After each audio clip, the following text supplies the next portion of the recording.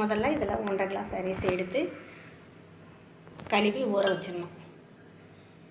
இதை வந்து 4 பேருக்கு நான் வந்து சாப்பாடு செய்கிறேன். இந்த பாத்திரத்தில் பாதி அளவு தண்ணியை அடுப்பில் வச்சுக்கணும். 1.5 கிளாஸ் அரிசியை ஊற வச்சு 20 நிமிஷம் ஊற வச்சு கழுவி எடுத்து வச்சுருக்கிறேன். இப்போ தண்ணி நல்லா ஹீட் ஆகிடுச்சு.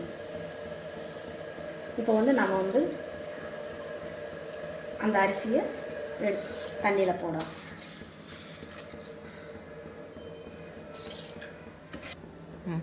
இப்போ அரிசியை போட்டாச்சு. நான் உப்பு போட போகிறேன். நான் இவ்வளோ உப்பு போட போகிறேன். நீங்கள் எவ்வளோ உங்களுக்கு தேவையான அளவு நீங்கள் வந்து இப்போ போட்டுக்கோங்க. 1 நிமிஷம் ஆயிடுச்சு. இப்போ சாப்பாடு எப்படி இருக்குன்னு பார்க்கலாமா? பாருங்கள். இப்போ தண்ணியெல்லாம் வற்றி போய் சாப்பாடு வந்து மேலே வந்திருக்கு. இப்போ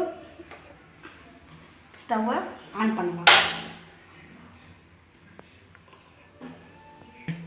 ஒரு 5 நிமிஷம் கொதிக்கட்டும். நல்லா கொதிக்குதா தண்ணியில்? இப்போ நம்ம என்ன பண்ணணும், அடுப்பு ஆஃப் பண்ணிவிட்டு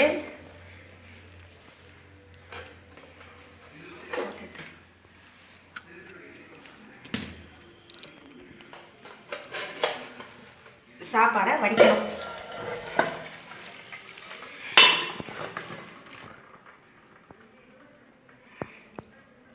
தண்ணி வடியட்டும். 10 நிமிஷம் வடிக்கட்டும்.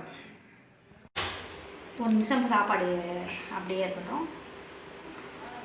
அப்புறம் ஆஃப் பண்ணிடுங்க. ஆஃப் பண்ணிவிட்டு சாப்பாடு திறந்துடுங்க.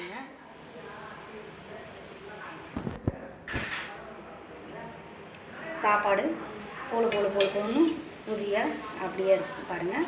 நீங்கள் இதை வந்து ஒரு குண்டானில் வந்து ஒரு குண்டான்லாம்